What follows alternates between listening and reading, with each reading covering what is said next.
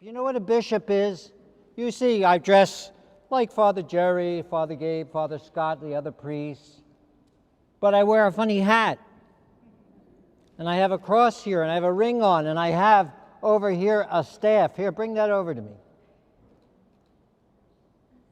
I'm going to let you in on a secret that maybe not a lot of people know. Why do you think a bishop carries a staff?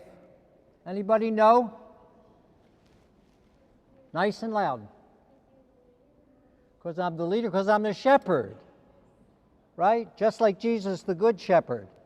And when shepherds do their work, they usually carry a staff to help them to lead the sheep. And so this is a symbol of that.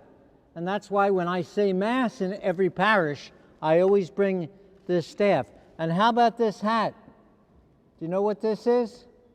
Why do I wear it? Not because I'm a conehead. Yes. Yes, you.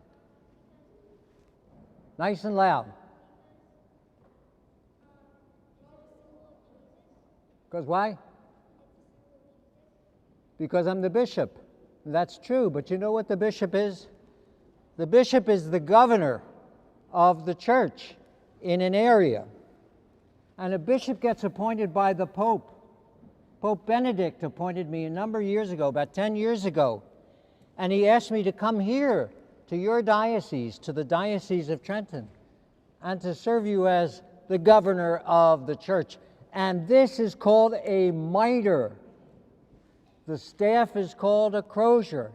And if you notice, I'll take it off for a minute.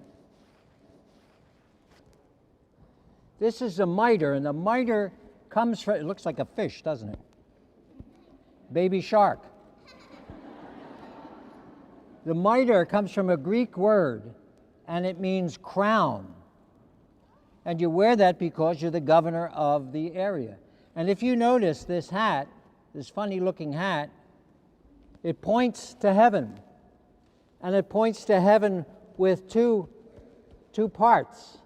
One of these represents or is a symbol that Jesus is God. One of these is a symbol that Jesus was also a human being, just like you and me. And it's in one hat that the symbol of Jesus as God and man come together, because Jesus was both God and both man, and you know that from your studies. But there's more. You see these flaps? They drive me crazy, because many times they fall in front of me. But these flaps have a meaning too.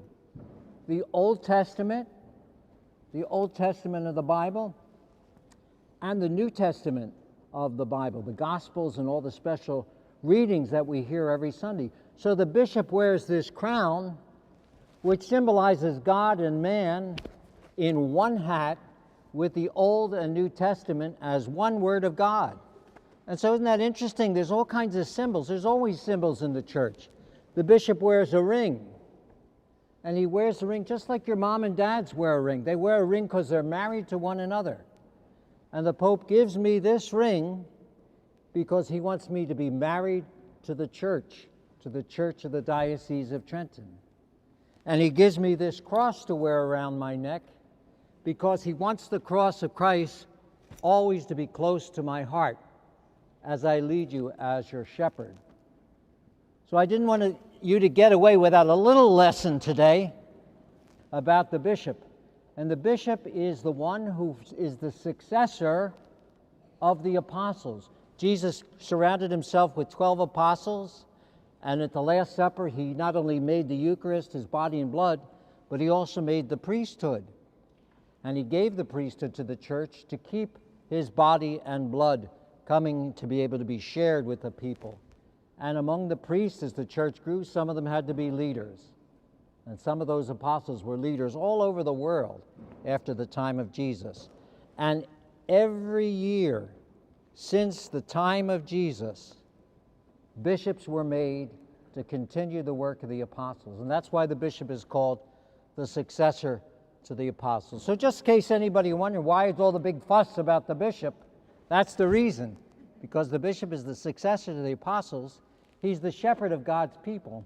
And he's the one that the Holy Father, our Pope, has asked to serve you and all the people of the Diocese of Trenton. And that's something that makes me very happy, and in a special way, to be with young people. Because you know what? You're not the church of the future, you're the church right now. And the church doesn't just belong to us old guys, the church belongs to you. You are the church today.